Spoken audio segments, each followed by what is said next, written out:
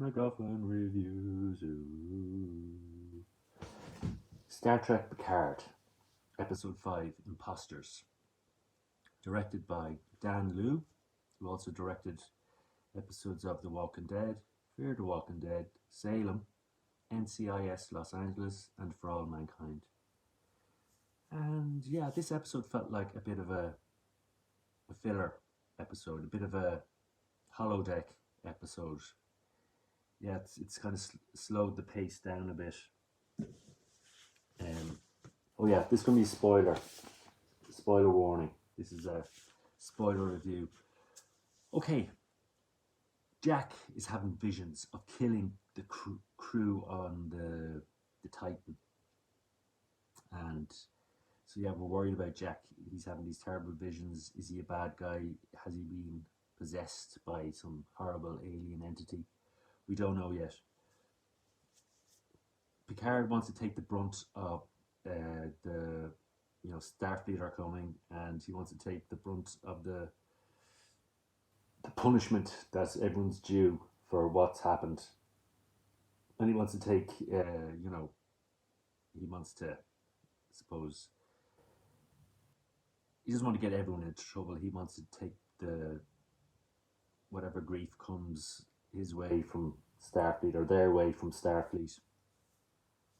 And Beverly wants to examine the body of the changeling. And what she finds is that the changelings are able to replicate internal organs, which makes them very hard to, find on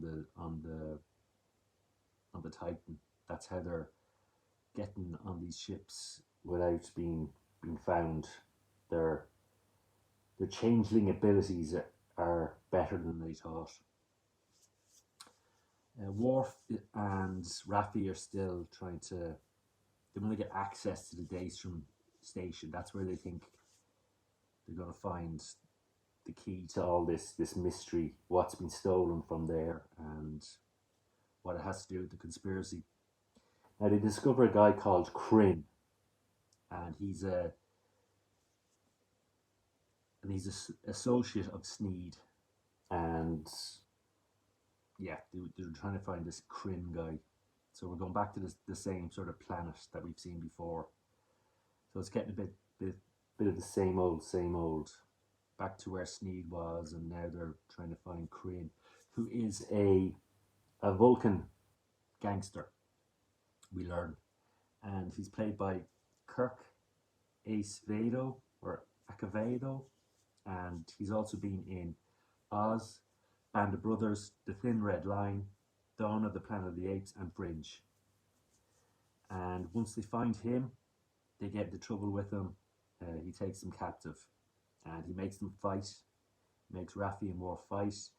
We think Worf gets killed, but he doesn't, and he surprises them all and fights back, and he turns the tables on Kryn. And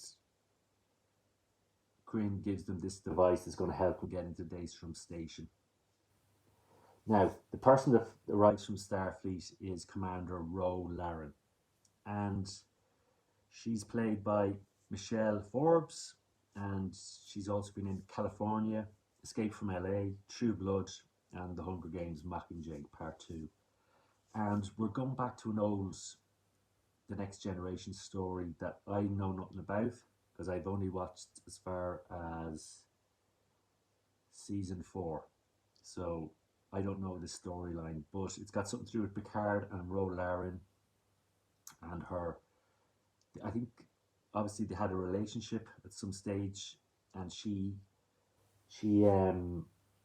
left Starfleet and went to join the Marquis, and this broke his heart. She sort of,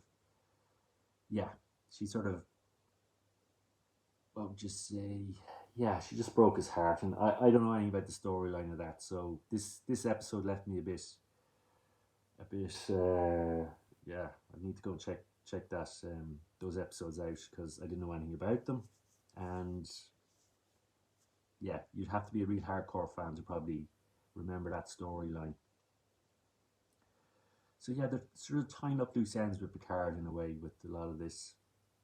So Commander Ro Laren is there to to yeah, sort out this mess with what's happened and punish whoever needs punishing. And Picard's trying to figure out, is she on his side? Is she a changeling, or is she, you know? So yeah, he's trying to figure. He's trying to. He's the questions he's asking are sort of about the past, and is she on his side? And by the end of the episode, we find out she is. Okay, so what else have we got on this? So she says that Star Trek is compromised on the highest level by the changelings, and she leaves on a shuttle. She arrives on a shuttle and she leaves on a shuttle. And when she's leaving, the shuttle blows up and she gets killed. So that's that for her. And it blows up near the Intrepid, which is the ship she arrives on.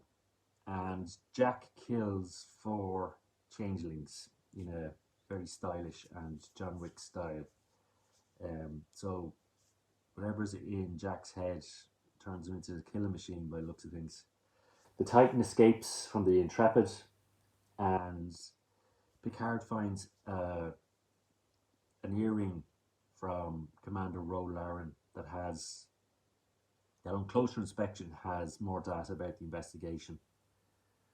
So yeah, this episode felt like a bit of a tread in water. We're not moving the plot line along. It's episode 5, so 5 more episodes. Yeah, this definitely felt like a halfway stage episode. We didn't seem to get too far into the next phase of the story. So hopefully it's episode 6 gets things moving again.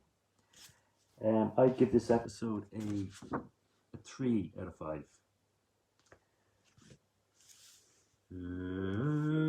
Fred MacGuffin reviews. Ooh, Picard.